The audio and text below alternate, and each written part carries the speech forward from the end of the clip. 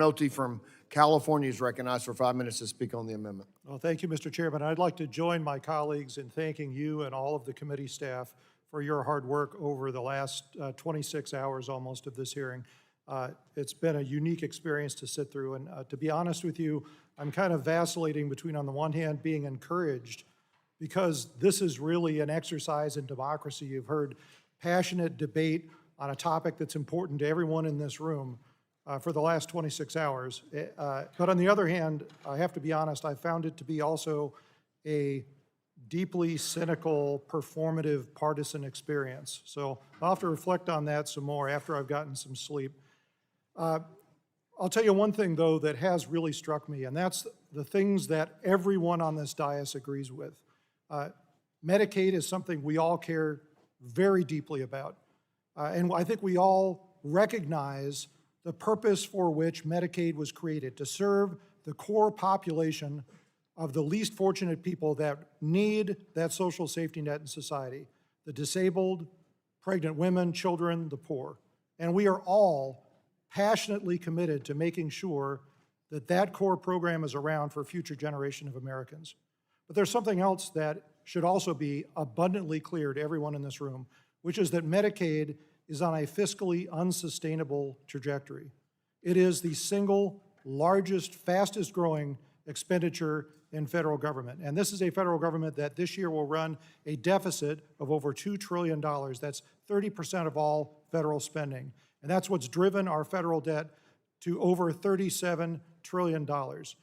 And folks, if you think that that is sustainable, you need to read some of the literature that our bipartisan Congressional Budget Office is putting out, or you need to come attend some of our Congressional Budget Committee hearings, because we are running out of our capacity to continue to borrow.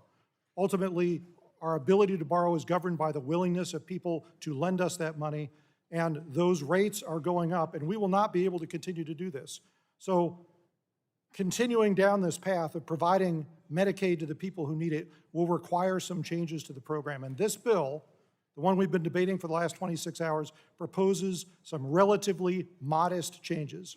What do I mean by modest? Overall, the whole reconciliation package, when it's put together, will encompass about 2% of overall federal spending, 2%. The Medicaid portion that we've been debating, depending on how you figure it, is in the single digits of percentage of overall Medicaid spending. And in fact, even if the bill is put into law exactly as it was in print today, overall federal spending on Medicaid will continue to increase, not decrease. So it's not a cut, it's just bending the curve a little bit. But I'm also a little bit disturbed by the things we haven't been able to agree on. For example, what is wrong with asking the states to check the death rolls to make sure that we're not spending taxpayer money on someone who is deceased? We should all be able to agree on that. What's wrong with asking the states to compare notes with each other so when we have a beneficiary who moves from one state to another, which according to the Inspector General happens quite often, that we aren't continuing to pay health insurance premiums in 2 different states for the same person? We should all be able to agree on that. And then this debate about community engagement. And I know the folks on the other side of this issue are calling them work requirements. Just to remind everyone, read the bill.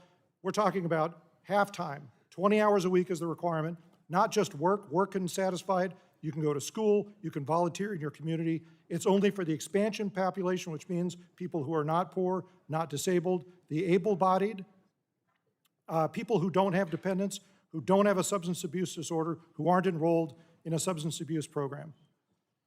And I have to say, I heard a couple of my colleagues on the other side of the aisle say that we're doing this because we're cruel and we don't care. And I find that offensive.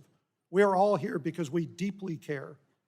But the expansion population was supposed to be part of our social safety net. It's not something that was intended for people to be on their whole lives. And the reason why we do this is because we want to help people get off of Medicaid and back on their feet. We want them on the exchanges in traditional health insurance. We're not doing this because we don't care. I want that for my constituents because I care about them. And this is necessary to preserve the future of this program for the people that are depending on it, the core population. And if we don't make these changes, this program won't be around for future generations of Americans. So I urge rejection of the amendment, and I urge adoption of the underlying aims. I yield back.